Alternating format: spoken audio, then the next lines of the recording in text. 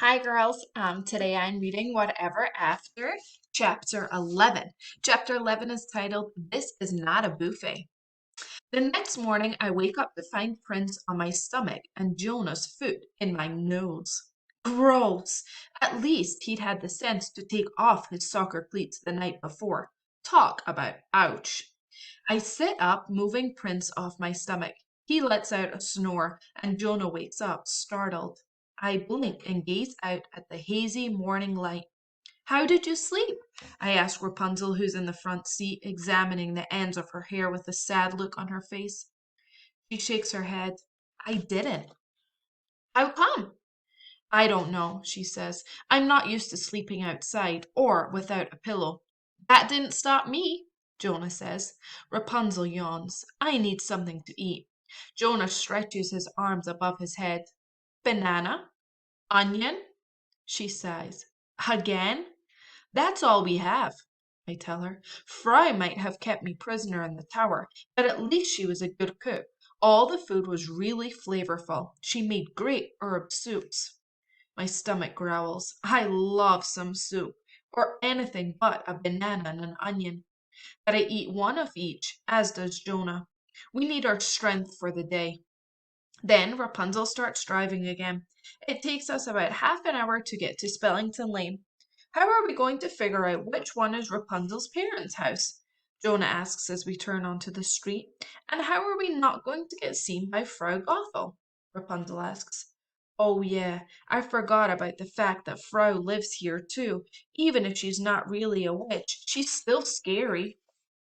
But as soon as we pull onto the dirt road, I realize we shouldn't have worried about finding the cottages. There are only two houses on Spellington Lane. One is a big cottage with a large garden that's surrounded by a blue fence. Then there's a smaller cottage that's slightly up the hill. The one on the hill must belong to your parents, I tell Rapunzel, because they can see down into the garden. That's how your mom saw the Rapunzel. That's how your mom saw the Rapunzel. Yes, that big cottage is where Frau Gothel lives, Rapunzel says, nodding. I remember it now. That's where I used to live until she moved me to the tower. You lived here for 12 years? I ask. She nods. And you never met your parents? She shakes her head. But I can't help but wonder why her parents never took her back if they lived so close by. I don't want to hurt her feelings by asking. What if they really didn't care about her? No, impossible. They must not have known she was there. Or maybe Frau just wouldn't let them talk to her. They had made a deal after all. I wonder why Frau Gothel moved you to the tower, I say instead. I don't know. She told me I'd be more comfortable without all the animals. They were getting big. Sage, the baby bear, thought my hair was a chew toy. Do you think we'll get to meet Cinnamon? Jonah asks, and then starts to add Cinna. I roll my eyes. Thanks, Jonah. I get it. He snickers. I want to meet the tarantula too. Do you know tarantulas don't make spider webs? And if they lose one of their legs, it grows back. I don't want to meet a tarantula, thank you very much. And also, can you guys lower your voices? We don't want Frau or the tarantula or Cinnamon to hear us. Oh, don't worry, Rapunzel says. Sage sleeps until noon, and Frau doesn't let Nutmeg out of the house. But Cinnamon could be around. Terrific. Good old Cinnamon. But anyway, she adds, Frau isn't home. How do you know? I ask. Rapunzel peeks at the cottage. Basil, her horse, isn't here. Maybe she's still at the tower, or maybe she's riding around looking for me. Come on, let's stop in the garden. I can smell all the herbs and fruits from here.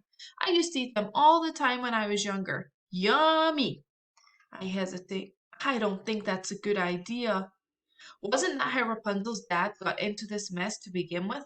For the first time in my life, I can make my own decisions, Rapunzel says, lifting her chin, and I'm going to make them. With that, she hops out of the carriage and sneaks in through the blue painted fence. Jonah lunges after her. I don't think so, I say. I can make my own decisions too, he says. You're not my mother. His stomach growls loudly for emphasis. Jonah, when Mom isn't here, I'm in charge. Stay. He laughs. I'm not a puppy, and you're not in charge. He follows behind Rapunzel. It is my imagination. Is it my imagination, or is Jonah not taking me as seriously ever since I lost the spelling bee? Prince runs after them, yapping loudly. I don't even bother telling him to stay. Obviously, I go too. The grass in the garden comes up to my ankles. It does smell good in here, like fresh fruit with a hint of spice and mint. There are plants everywhere and fruit hanging from trees. Then I spot a weird-looking animal in a far corner of the garden.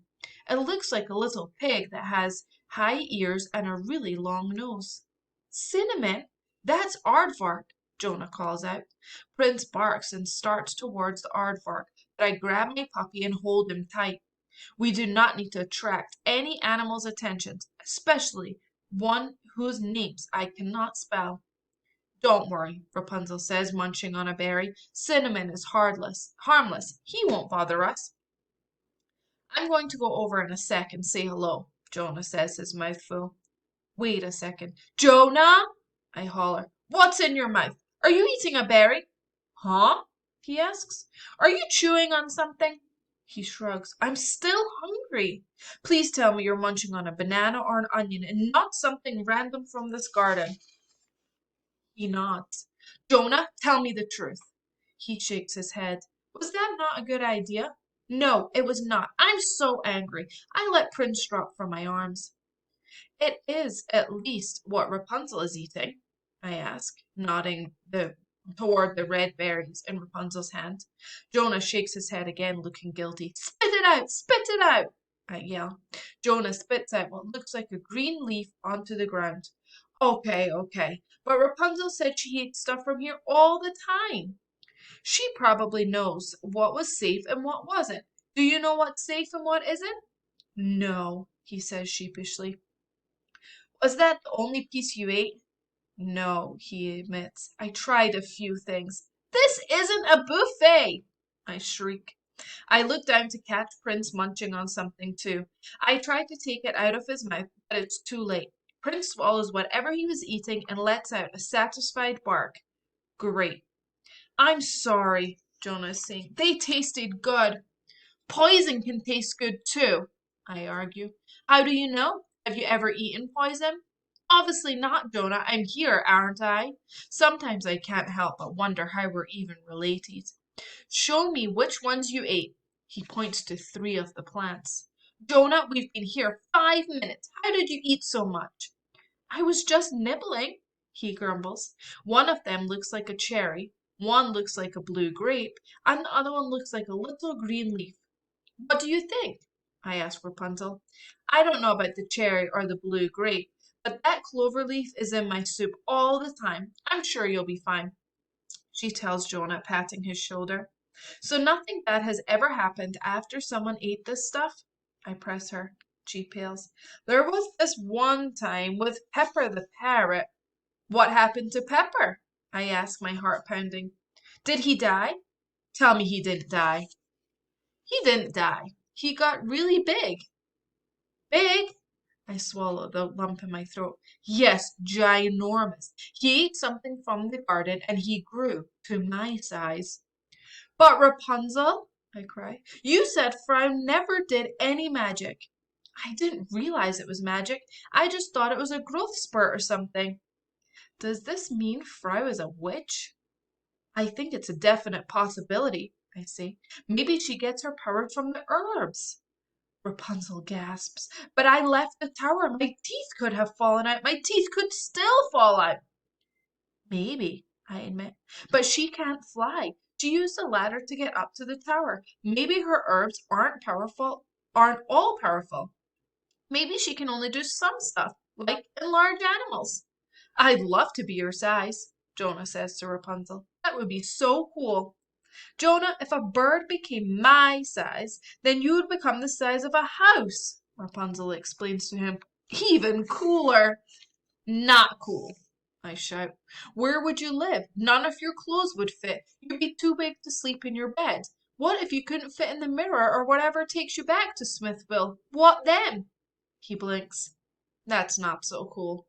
No, not so cool. I turn back to Rapunzel. So what happened to the bird? He shrank back to his original size eventually. She scrunches up her eyebrows.